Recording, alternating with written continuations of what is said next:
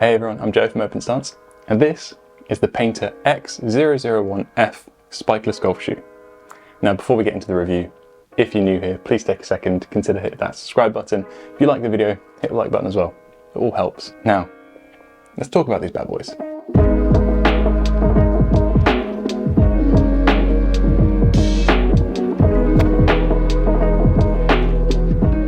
So Payntr are a relatively new brand in the marketplace, so you can be forgiven for not having heard of them before. They actually started life as a cricket footwear company and have since branched out into golf, of course, but also they do a little bit of activewear, so kind of gym stuff as well. And having spoken to the guys at Payntr, what they really pride themselves on, particularly with their line of golf shoes, is using the design of a golf shoe and putting certain technological advancements in there to help you get the most out of your swing and really get that power from the base of your swing up into the club head, so you can hit it essentially as far as possible. That's why you'll see a lot of long drive professionals wearing these shoes. Martin Borgmeier is a really good example. He's a big proponent and an ambassador of Payntr Golf. It's because these shoes are designed with power in mind. What their intention is to use the foot plate that they've designed to help with your torsion, with your control, and help kind of bring all of that power from your legs up into your swing and help you hit it as far as possible. And I mean, Martin Borgmeier is a pretty good example of someone who can hit it as far as possible. What Payntr have designed here is very much something which is leaning towards the athletic side of golf, where you might see a lot of shoes at the moment being brought out which are maybe a bit more style over substance. This is very much focused on substance, but in my opinion, it's a pretty reasonable amount of style thrown in as well. When it comes to buying the shoe, you've got a white and you've got a grey. In terms of the price, it actually originally retailed for £129.99, but you can now get it on sale on their website, on the Payntr website, for £74.99, which I would say is probably one of the best value for money golf shoes you can get now. If you are considering buying a pair of these, then there is one thing to note, and they are very upfront about this. They say on the website that they are maybe a little bit narrow. I've actually found them to be pretty true to size, but if you do have wide feet, then you're probably best going up by half a size or maybe even a whole size, just to be safe. So to give you a quick rundown of the tech specs, there are kind of 2 or 3 key things to identify within this shoe and the design of the shoe. Starting with the grip, it has this quite interesting and unique looking grip. It's what Payntr call their 3-dimensional traction system. And quoting from their website, what this is supposed to do is help golfers control linear movement, resist rotational movement, and help more effectively enhance and harness ground forces. It's a lot of almost quite sciencey talk. And I think that kind of speaks to what Payntr are, or the way they've approached this shoe in general. They've really focused on how to get the best out of the shoe to help the golfer. But essentially what it means is that the grip is supposed to optimize your swing. Next up is the outsole and midsole, which are kind of packaged together here because they house this carbon fiber foot plate, which is again supposed to help with all this kind of rotational and ground force movement harnessing. It's an articulated TPU outsole and what they call the zonally engineered dual durometer EVA midsole. And again, it's another element of this shoe which is designed to help golfers generate more ground force energy and swing faster. Then there's the comfort side of the shoe.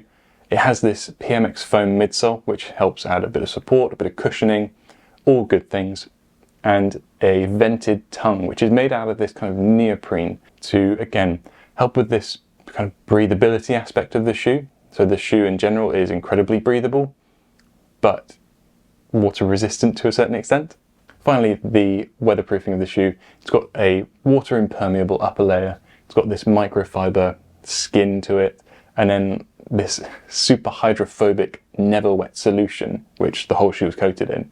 So it is very much water resistant, but not waterproof. When I spoke to the guys at Payntr, they were very clear in saying that they cannot call this shoe waterproof. But having said that, this is about as close as you can probably get, in my experience, to something which is, I won't say the words, but it is incredibly water resistant. There are 2 things which I think are fantastic about this golf shoe. The first of which is the grip. In terms of the grip, it is, I mean, fantastic. It's pretty much the only word I can really think of. I do appreciate that when it comes to spikeless grip, companies kind of played a little fast and loose with what actually counts as grip. And my benchmark for spikeless grip has always been the FootJoy ProSL. I think it is as good as it gets in terms of spikeless grip. The 001F gets there. It is as good, I would say, in my opinion, as the ProSL's grip. The grips are certainly different, but I think just to give you an indication of how good it is, that's where I'd put it. Because I've pushed this to what I would say is its limits. I mean, boggy, wet conditions, even dry conditions just after it's rained, so it's slippy. I've had no issues with it. And I have genuinely been incredibly impressed.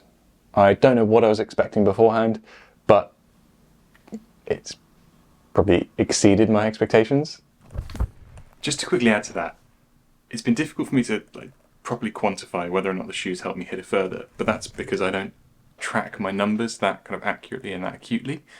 But what I will say is it's an incredibly stable shoe. That grip, that foot plate, provides so much stability that it's given me a lot of confidence in my swing, so I definitely feel like I am swinging faster because I'm more stable in my swing. And I think in theory, and probably in practice, that does all add up to me hitting it further. It's just difficult for me to point to a moment in time and be like, yeah, the shoe has been helping me hit further since then. When it comes to the comfort of these shoes, I can't speak highly enough of it. It's got this cushioning around the ankles, which offers a lot of support in your swing and quite a lot of stability, but also it kind of hugs your ankle, hugs the top of your foot, and it's just delightful. It's a pleasure to wear. Add to that, it's got this quite thin, lightweight neoprene tongue, and because it's neoprene, it's very flexible.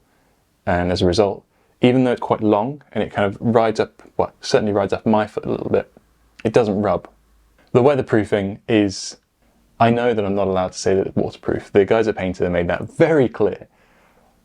Having said that, if I could stop a foot short of calling it waterproof, that's exactly what I'd do. I've run these through some pretty grim conditions and I have not been let down yet. Appreciate that they're not specifically designed, I mean, no spikeless golf shoe is really specifically designed for ultra wet, boggy, miserable, middle of winter England conditions.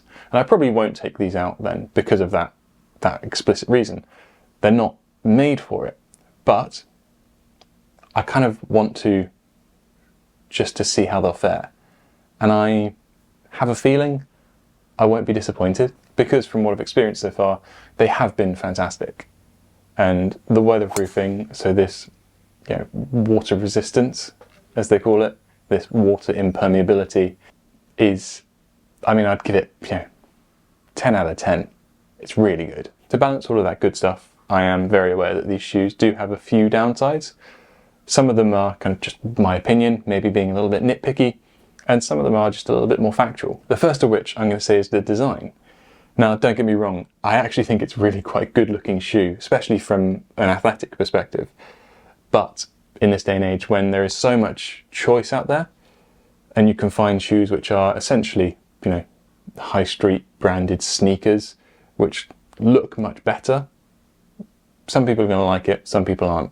Another issue for me, and I appreciate this is, again, very nitpicky, is how difficult they are to clean, and it's largely because of the grip. When you look at the grip, it's quite close together, and if you're out on a boggy day, and even if it just dries up a little bit, suddenly you've got clumps of mud, and they're very difficult to get all of that out. I'm someone who will leave my shoes in the back of the car for a week, and suddenly if they're not clean, car starts to smell, all that kind of stuff.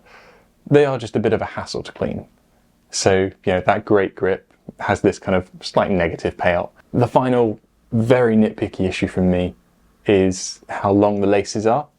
And this sounds a little bit weird, but because they are so long, they dangle down the side of your foot quite a lot. And when you're walking along, if it's been wet or if the ground's moist, the laces soak up that moisture and suddenly become quite heavy. And when you're walking along the fairway or in the rough, The lace is kind of like, it's a tough one to describe, but they like flop from side to side. It is one of the more annoying things I've experienced on the golf course. It's not enough for me to not wear the shoes, but it is very much enough for me to think I need to get them relaced. It really bothered me, unnecessarily so. But yeah, that is a very nitpicky one. All in all, I really can't say enough good things about these shoes. For a new company in the marketplace, they've absolutely blown me away. If you are looking for an alternative or even a competitor to the FootJoy ProSL, look no further.